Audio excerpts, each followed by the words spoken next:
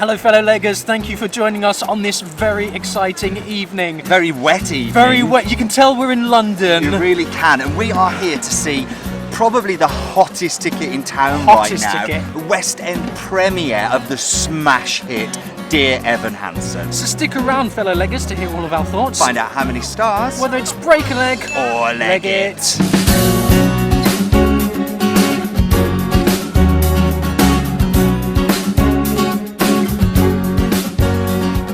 Guys, we are seeing this so early on just for you, to bring you all of our thoughts and to let you know whether it lives up to the hype, really, because you've not been able to avoid the hype on this one. Well, I think this is a difficult one, isn't it? Because it's fantastic.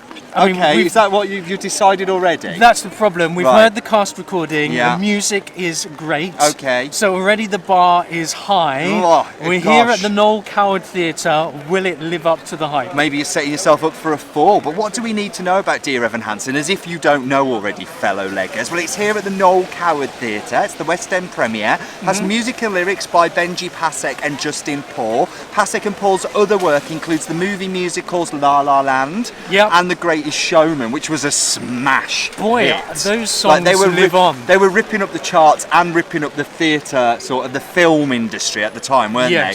They're probably their biggest stage credit to date is my top 5 musicals of all time. Well. Dogfight. Yeah, absolutely love it. It's brilliant. If you don't know it, go and listen to it. Oh my God, it's listen to it. The music is beautiful. Now, this book is penned by Steven Levenson, who is also penning the screenplay for the Lin-Manuel Miranda film adaptation of the Jonathan Larson musical, Tick, Tick, Tick Boom. Yes. So that's about to hit screen soon as well. Now, back to Dear Evan Hansen. The musical had its world premiere in Washington in 2015, prior to an off-Broadway engagement in early 2016, but then premiered on Broadway in December of that year. The production starred Ben Platt and Rachel Bay-Jones and was an absolute smash hit success. Picked up 6 Tony Awards in the 2017 ceremony, including Best Musical, and both of those won a Tony for Best Actor, Best Supporting Actress. I tell you, that part is, Evan Hansen is a part and a half. Well, the songs are great. You say a part and a half. It's epic. Sam Tutty is taking on the role here, and he's fresh out of drama school. And this marks his West End and professional debut. Talk about pressure.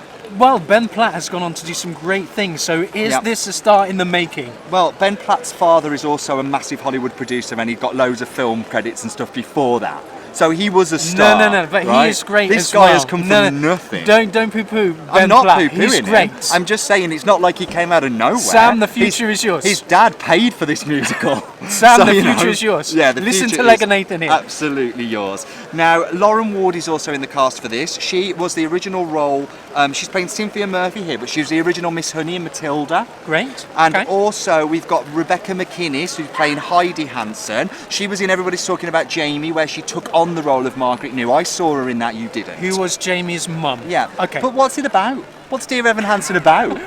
Tell us, Leg. I will tell you. Now, it tells the story of an anxious high school student who wants so desperately to be accepted and connect with his peers that he goes to extreme and potentially devastating lengths to do so. It's the story of sort of social media pressure and life in the 21st century. It's a modern story. And sitting amongst sort of Phantom of the Operas and those and Les Mis and those classic things, I think it tells the story that's so resonant to now. It's fresh. You know, it's the freshest thing on stage. We feel the pressure of social media. Never mind young people, because we ain't no spring chickens. But, you know, it's there. 2 hours 30, including intervals. So stick around to find out our 30-second interval breakdown thoughts. And as usual, fellow leggers, stick around to the end to hear all of our thoughts and find out how many stars. We've come to the interval, which means it's time for the Break a Leggers 30-second interval breakdown. Go, what do you think? What do I think? I mean, it's good. It's got these really soaring moments. Overall, I was thinking times of it. I'm not blown away, but I am enjoying it. And Sam Tutty's performance is absolutely phenomenal. It's a storyboard moment for him. Personally, I love it. I think it's all about the narrative and the plot points. A simple story, but dynamically told. I'm emotionally invested. I think the music amplifies and lifts it. I'm with it all of the way so far. Bring on.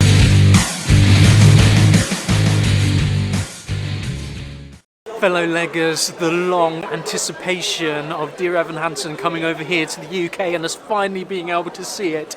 has happened. It has happened. It's happened. And the hashtag is "You will be found." So, are you found? Is the actual question, I think. Do you know what? I found this piece to be absolutely beautiful and almost so devastating at the same time. I don't think I've been so emotionally connected to a piece.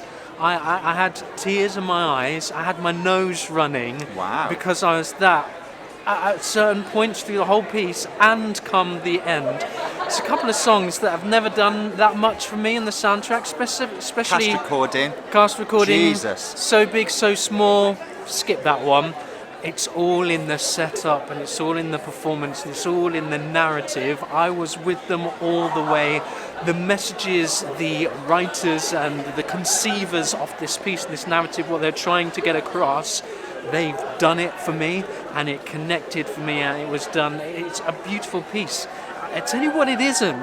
It isn't, I was saying this to you, it's not a 40-second treat. It's not a big, glitzy, full production tap number musical. If you're coming for that, you're going to be disappointed. Yeah. If you're coming for even a Wicked or a fan, it's a very different style of, it's just a story, telling a story for you to get invested in. And I loved it. It's personally. a very intimate piece, and this is a big house. For me, I felt completely different, guys. I didn't connect to it whatsoever. I intensely disliked, and I don't know if that was the point of it, certain moments and certain characters to the point of me being quite angry about it. I thought a lot of the music and a lot of the score is samey. You know, there are, I think with the one exception of Sincerely Me, it felt like the same tune over and over again. And I've heard the cast recording and I've given it the benefit of the doubt, and I thought maybe it is all in the production, maybe I'll forget the fact that it feels like the same 3 chords for 2 hours. But it still felt like that to me, guys. I wanted to love it. I absolutely thought this would speak to me. I think on the back of Dogfight and how much I absolutely adore the sound that they've produced and that narrative, and I just really had such high hopes for it, and I feel a bit let down. I feel deflated. I felt like I wanted, coming out of the interval, I thought to myself, I'm going to like it because I'll get the full story at the end of it. But do you know what? Come the end of it, I felt frustrated. Okay, I think I completely disagree about the music. I think Pasek and Paul are musical geniuses, hence why they're being used so often, hence why they're creating hit after hit. But not only in a commercial way, because I think, for example, The Greatest Showman is very commercial. But every one of those songs is unique and individual. Sorry, one sec. I think they absolutely understand the internal narrative. I think some of the songs that Hansen sings, because he gets a lot to sing as well, drive through the narrative and push through the narrative. There's no just verse, chorus, like a Clickery Happy Joseph, for example, or even some of the other Webbers or whatever, the more commercial stuff. They actually, it carries the narrative through. And they're so clever, they don't just hand it to you on a plate.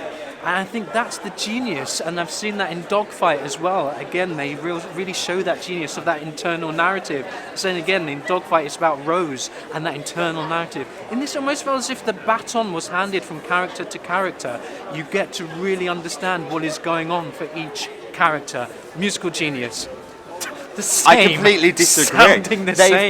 They've peaked for me with Dogfight. It's not going to get to those dizzying heights. The sound that they created in every single one of the Greatest Showman songs, sounding so different and so unique, I just think is a real skill when I'm looking for variety and I want to stay interested. What I did absolutely love about this piece is the production. I loved the staging. I thought the staging was sublime. Yep. I think the way that it's told in such a modern way, the use of light and projection, it reminded me at times of the Curious Incident of the Dog in the Night Time, which I absolutely adore. I think the staging for that is gold class.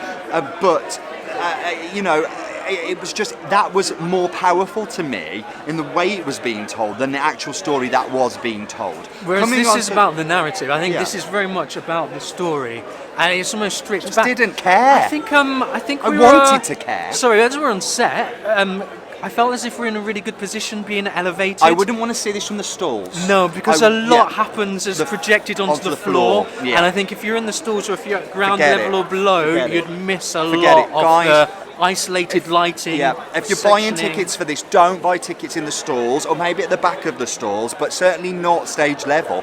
The magic happens on the floor, and I felt absolutely lucky to be able to get in that experience. I think it's a from really top-down good story. I think it's a perspective. really nice modern story. I think it's really great to have a fresh piece of theatre. It's not a film, it's not a jukebox musical. This is something that is fresh, it's something that is relevant, it's something we all feel in this digital media age about self-esteem. How do we survive and how do you find friends? And when you don't feel great about yourself, when you do have more of those mental health issues, and coming to terms with that, and coming to terms with losing a dad, or just seeing other people and the grass is greener, I think there is so much in this piece that it gives you something to think about. You go away think, and it's so clever there. Should we move on from Let's that? move on to some of the cast. Now, you're talking about that sense of isolation. For me, no one was more intensely hateable than the mother character, Heidi Hansen, played by Rebecca McInnes. What a selfish bitch. Like, she is an absolute... You know what? She bills herself as mother a year, and she's trying to do the best for her child. But my God, she could write the book on how to be a bad parent. She robs him of every single opportunity because she's had it bad. And I was angry towards her. I was thinking, no wonder this kid has got issues with an absolute devil of a mother.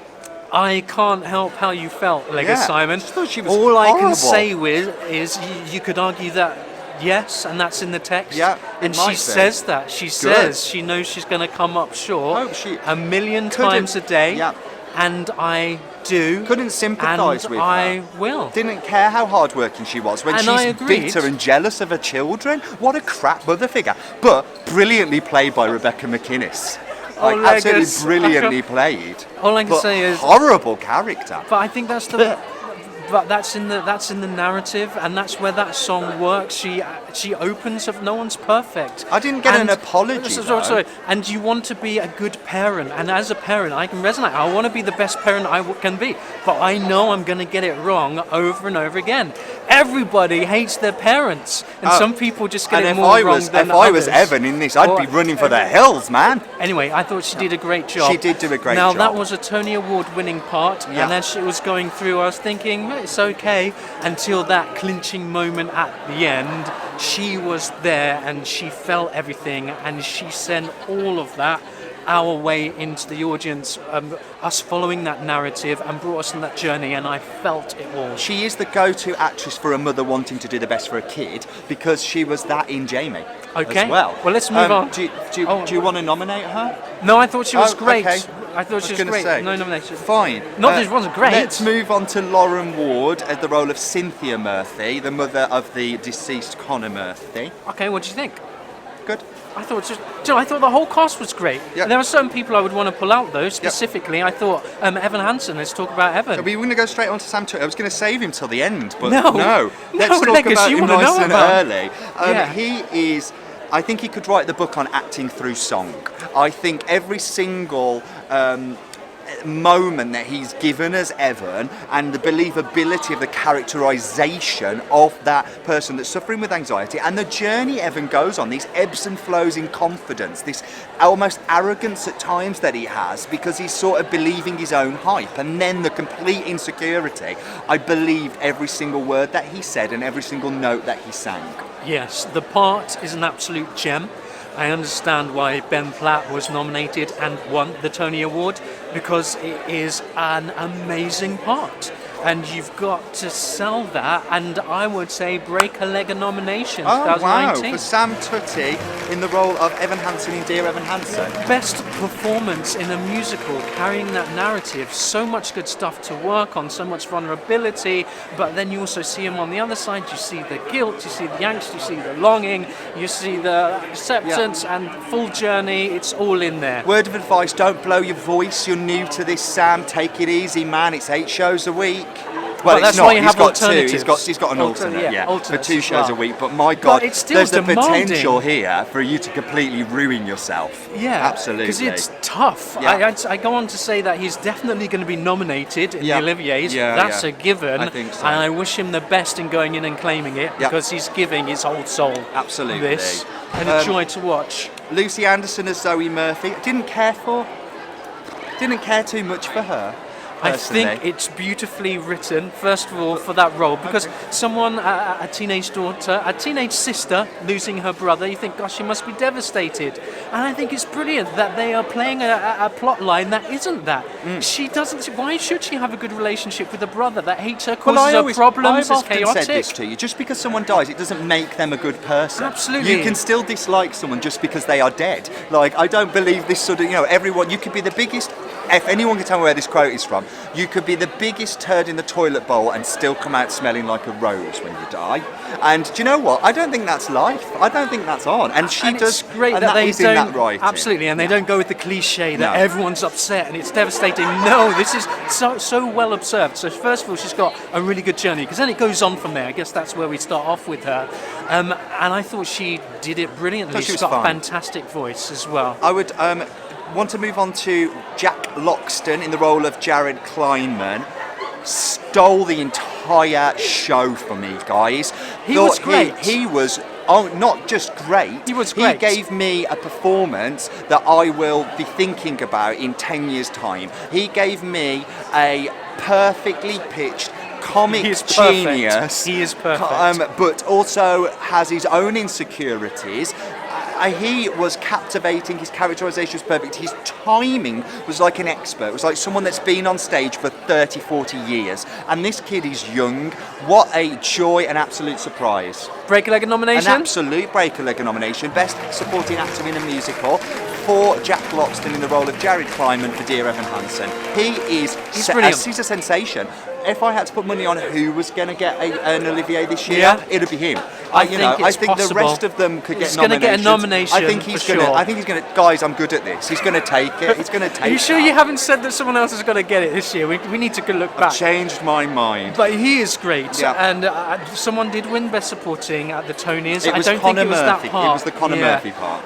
But I think for this production, here was just fine. He stood out a lot. Yeah. So well done, Jack Loxton. Also, quickly for Nicole Raquel Dennis as Alana Beck. Thought she did a great job. She did a great job. Yeah. It's a small cast, guys. It's 8 people on stage. It is. Which again is the cleverness of the writing. How they interweave in the web of them for what, 2.5 hours, including the interval? It felt a lot like to me, and the score feels a lot to me as well, like Next to Normal. There are a couple of numbers that I felt like I could sing Next to Normal over the top. It has that similar feel in the way of production as well, where it has. You can't shake. Have you ever seen Next to Normal? I'm disagreeing. Have you ever listened to it? I've listened to the cast recording. Okay, and you don't. Well, when we get in the car on the way back, I'll sing the songs over this and see if you get what I mean. Dear Evan Hansen. We'll save that for another day. And I'll sing over the lines from Next to Normal. But it reminded me of that, in that sort of intimate family drama about a central character who has mental health problems, undergoing this sort of disillusion of reality sort of situation. It felt massively like Next to Normal, and I'm wondering where the hell is Next to Normal, guys. I want to see that on a stage like this. But what else I felt with this was, I asked the question, is it a little bit too small and too exposed for a house this size? Would it work better in an intimate venue where they're right on top of you and there's only 8 of them? Do we lose something because we've got thousands of people around us? I don't know. I was at the top. I want to see we were pretty far back. I want to see this in a smaller venue. Okay, I agree. It will translate incredibly well to a studio space. To a studio space, of course. Yeah. We didn't see it there. No. We're on the top balcony, and like I say, I thought it was beautiful. I had tears looking around. I was distracted at one stage because people were moving. What was going on down there? And it was someone handing out tissues to the 3 or 4ur people beside them. Really? Looking around, hear the snivelling. Wow. Did you not hear that? Oh my! I'd say if you're coming, if you're bring tissues. One of those shows. Because and if you give yourself into it, it will grab you and it will emotionally devastate you. But it will pick you up again. Just got it, guys. The director's Michael Greif. Sorry, we haven't mentioned that before. Director of Next to Normal. Well, there we go. That's what it is. It's magic. Next to Normal. It's no, what it's it not. is. It's very close to Next to Normal, next to guys. normal. Also, there is scenic design by David Corrins and projection design by Peter Negrini. Have we got a scenic and projection category? We have now. We have now. Break-a-Legger's nomination for Best Projection Design for Peter Negrini for Dear Evan Hansen. Ta-da! It's, honest to God, guys, it's all about the projection. It's all about those on the floor, on the walls, and making it feel like you are sucked into this digital ether, and things spiral out of control online. How quick a lie can become the truth. And the When a lie information, we becomes can't, the truth. we can't control information. Yeah. Like once information Once is it's out there, how does it go? in the we don't have digital control world. of that. And I saw that happening on the projections, and I thought, oh God, this is familiar. And you know, it's again, we're talking about the themes, but it's a comment on that. You know, you do have really bad moments in life. Yeah. Like I've had awful moments in life where I'm not sure where I'm gonna, if I want to even be around. Yeah. And I resonate with that. But at the time, things do seem so big, and you get through, and it's that hope. I would also mention Jaffe Weidman for lighting design here, Yes. because they work so well in conjunction with the projection. Yes, okay, we Let's should probably wrap it up. move on and wrap it up. I Yeah. guess you're probably wondering how many stars we're going to give this London production of Dear Evan Hansen, currently playing here at the Noel Theatre. We are going to give 4. 4 stars. For me, an average show. We're with meeting some, in the middle. For me, an You go first. average show with some fantastically strong elements. Was I moved? No. I mean, maybe I missed something, guys, which is completely possible. But for me, sort of middle of the road. If you're looking for an emotional, gripping story, there are better shows in the West End at the moment. If you were only going to see, for me, if someone would say, can you recommend something in the West End right now, it wouldn't necessarily be this. Okay, Go for it. so for me, it's up there. It's a 5-star show. I've not had this amount of emotional connection. I thought it was absolutely beautiful, absolutely brilliant. Like I've already said, it's not that big, flashy show. Just give into it. The music is beautiful, the story is beautiful, it's touching, it's fresh, and I champion that. Happy to meet in the middle. Great. Let's go for a 4. For a 4. But that's just what I And think. just what I think. What do you think? We know there are some die-hard Dear Evan Hansen fan out there. You know, I don't think anything we could say can probably could see change. just the change of opinion. I thought it was great. Yeah. And you didn't, but so- I'd love to hear from down below. What do you Yeah. think? We're the Breaker Leggers. And we'll catch you again soon. Bye.